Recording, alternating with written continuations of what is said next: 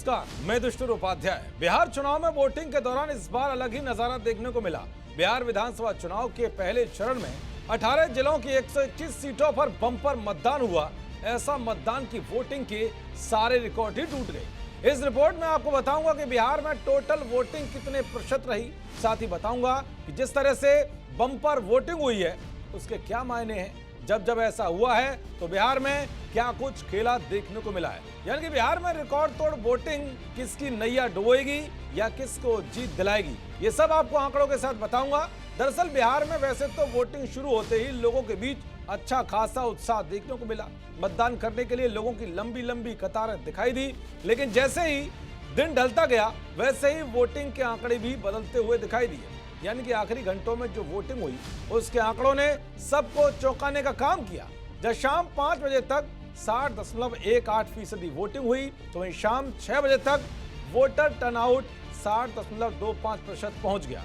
कई जगह तो 65% तक वोटिंग हुई। ये बिहार के इतिहास में पहली बार हुआ है जब किसी विधानसभा चुनाव में इतने ज्यादा वोट पड़े हों। ऐसे में हर कोई जानना चाहता है कि ये रिकॉर्ड तोड़ वोटिंग किस बात के संकेत दे रही है। क्या बदलाव होगा या फिर एनडीए की ही सरकार बनेगी। तो चलिए वोटिंग के गणित को पुराने आंकड़ों से समझने की कोशिश करते हैं। दरअसल चुनाव आयोग के आंकड़ों को देखें तो 2020 में 56.9% मतदान हुआ था। वहीं अब तक राज्य में सबसे ज्यादा वोटिंग की बात की जाए तो वो सन 2000 में हुई थी, जब 62.6% लोगों ने वोट डाले थे। तब राज्य में राष्ट्रपति शासन लागू था और पूरा बिहार राजनीतिक अनिश्चितता के दौर से गुजर रहा था।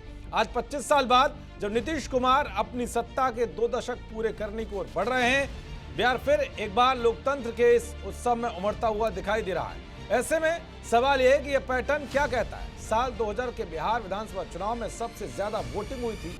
आरजेडी सबसे बड़ी पार्टी बनकर उभरी थी, लेकिन बहुमत से कुछ सीटें कम रह गई। जेडीयू और बीजेपी अलायंस में थे, कांग्रेस कुछ अन्य छोटे दलों को कुछ सीटें मिली थी।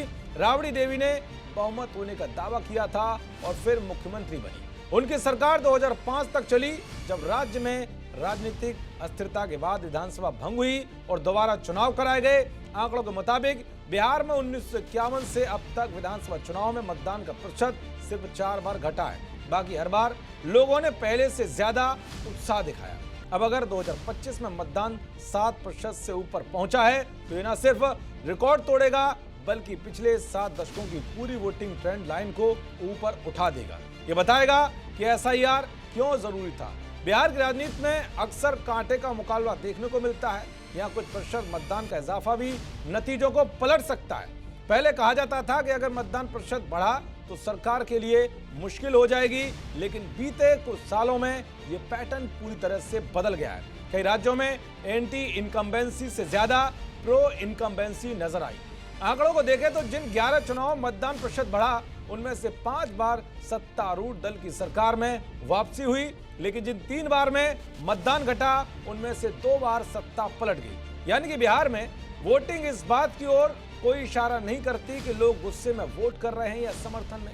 दरअसल 2010 के बाद प्रशासन एक्टिव हुआ, सड़कें बनी, लोगों का पोलिंग बूथ तक पहुंचना आसान हुआ। 2010 का चुनाव बिहार के लिए टर्निंग पॉइंट था। लंबे समय बाद मतदाता गांव से निकलकर बूथ तक पहुंचे, तब बिहार में औसत वोटिंग एक झटके में 5% तक बढ़ गया था, क्योंकि वोटर सुरक्षित महसूस कर रहे थे। पिछले 15 साल में मतदाता भागीदारी लगभग एक समान रही, ना कोई नई लहर ना कोई भारी गिरावट। लेकिन 2025 का चुनाव अलग ही दिखाई दे रहा है, जिससे लग रहा है कि इस बार भी बिहार में एनडीए ही बाजी मार सकता है। बाकी परिणाम ही बताएंगे कि इस बार बिहार में क्या कुछ होता है। देखते रहिए जी न्यूज़। नमस्कार।